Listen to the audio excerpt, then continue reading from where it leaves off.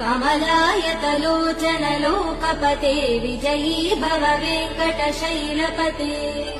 सचतुर्मुख षण्मुख पञ्चमुख प्रमुखाखिल दैवतमौलिमने शरणागत वत्सल सारनिधे परिपालय मां वृषशैलपते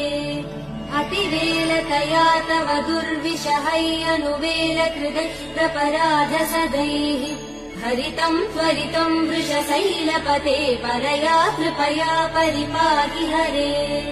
अधिवेङ्कटशैलमुदारमते जनताभिमतादिगदानरतात् परदेवदया गदितान्निगमै कमलादयितान् परं कलये कलवेणुरवावसगोपवधू शतकोटिवृतात् स्मरकोटिसमात् प्रतिवल्लविकाभिमदात् सुपदात् वसुदेव सुधान्न परं कलये